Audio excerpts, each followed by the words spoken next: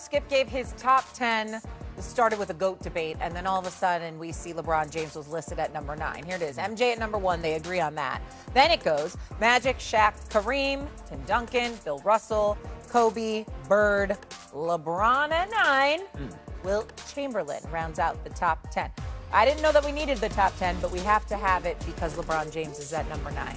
And he wasn't born with the clutch gene, says Skip Bayless. Go ahead, finish your argument. So, Stephen A., tell me I'm wrong about all these epic fails that stain LeBron's legacy and drop him down to 9. Let's go to the 2013 Game 6 NBA Finals. Remember this game? You brought it up earlier. Last 30 seconds of that game, LeBron turns it over twice. Then he LeBricks the tying 3. And you know the rest of the story. Chris Bosh, no Tim Duncan in the game, kicks it to Ray Allen in the corner. And Ray Allen saves part of LeBron's legacy because he should have been 3-7, except for the greatest clutch shot I've ever seen. So how do you defend that? Wasn't that going to be a stain on LeBron's legacy? Sure. He if cratered. Sure, if they had lost the game, which they did not. But secondly, you brought up Magic Johnson. We saw Magic Johnson turn over the ball. Wait a minute. But it happened.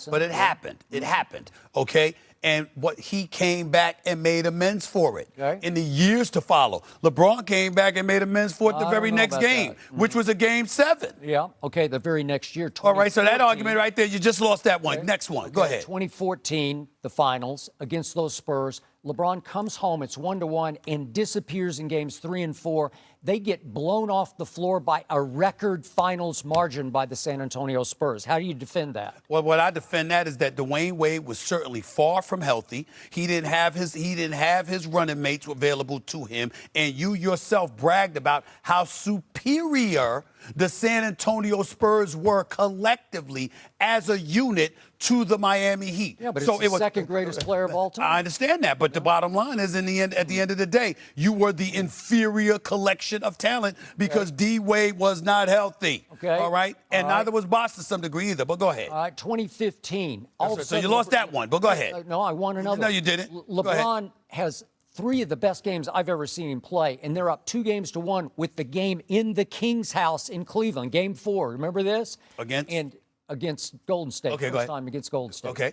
And in Game 4, Iggy gets inserted into the starting lineup, and LeBron has a LeBrick game. He goes 7 of 22, 1 of 4 from 3, 5 of 10 from the free throw line.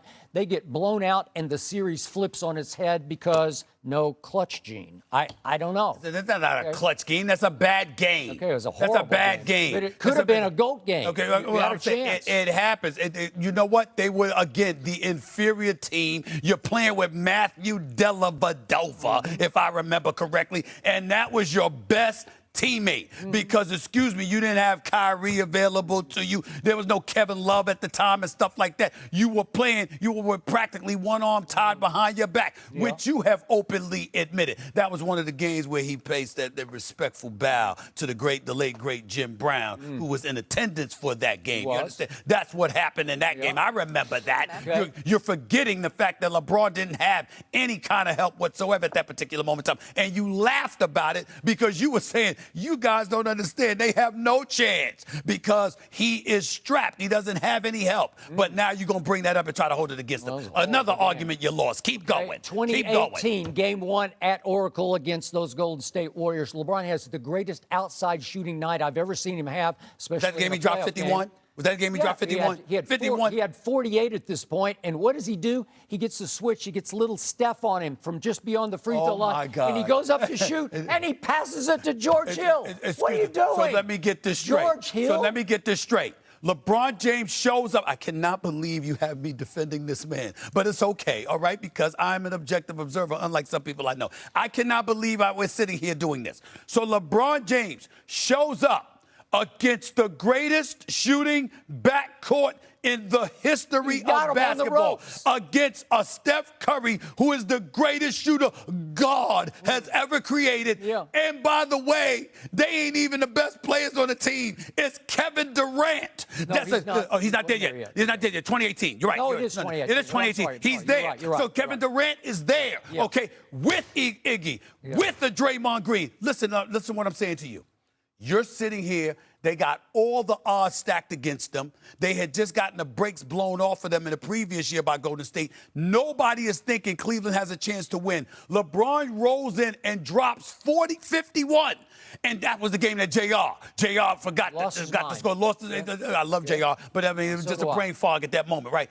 And because that happened, all of that happened, and Skip Bayless is bringing up a particular play. It's a shot. A play. It's a goat shot. One play. It's a a Michael Jordan goat shot. One play. It's a hold the pose shot. One play. It's a shot. You got to shoot that shot. You know it, and I know it. Ladies and gentlemen, this is why he's here. There's only one Skip Bayless, baby. No. There's only one Skip Bayless. The man dropped 51. Okay. 51 in an NBA Finals game against all odds. And one play is what Skip Bayless is holding against him. Then he pouts and won't shoot in overtime.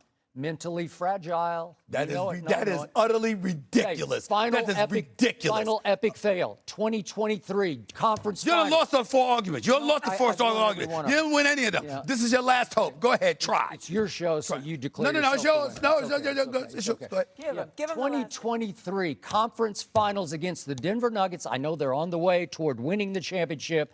4 games. Go to the wire. They're right there in the fourth quarter. And in those 4 fourth quarters combined, LeBron James shoots 7 of 23 and 1 of 10 from 3. And in the closeout game out here in Los Angeles, he has 2 shots in the last 30 seconds to tie the game, and neither shot hits the rim. No clutch gene. Kaboom. Over. There's another one. He's 9th on my list. I give you that one. Okay. That one against Denver, you got that one. Man. The other 4, nonsense. But that one against Denver, yeah, I'll give you that one. Because I was disappointed in that myself. I expected more. But to sit up there and to say, this is a dude that, only Michael Jordan has eclipsed him in game-winning shots. He's got about 8. Jordan has 9, even though, again, he's played 10 years longer. My point to you is if we're sitting here and conceding that this man is the GOAT of longevity, nobody has ever been this great for this long a period of time in sports. Yeah. If we say that he's the GOAT of longevity, even though we're not giving him GOAT status against Michael Jordan, this is not a conversation about the GOAT. This is a conversation about you saying there are 7 other dudes who've played the game of basketball with all that LeBron brings to the game of basketball, and they're better than him. That is blasphemous. It is asinine. It makes no sense. I'm going to go ASA 10, ASA 11, because the 2020 championship in the bubble was a Mickey Mouse championship. That's disrespectful. That's disrespectful. LeBron had 3 months off to get ready for it. So did everybody else. So did everybody else. Nobody wanted to stay in the bubble except LeBron. Time out. The bottom line is this. Asterisk. First of all, you should be thankful. The fact of the matter is what we were going through, not just as a nation, but as the world with this pandemic, a once-in-a-century experience, okay? So now he's a savior. He was.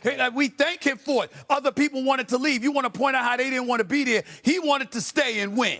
His team wanted to stay and win because of it. Jimmy Butler in Miami, he tried everything they could, but couldn't get it done. The bottom line is this. You should be thankful because those were unforeseen circumstances.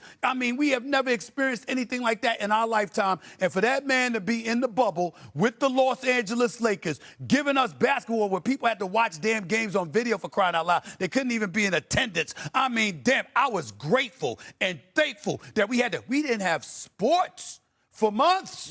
For months. So? Come on. You act like that's his only chip, too. He won other championships at other places. But that was a cheap one. He won in Cleveland, he won in Miami, he won in L.A.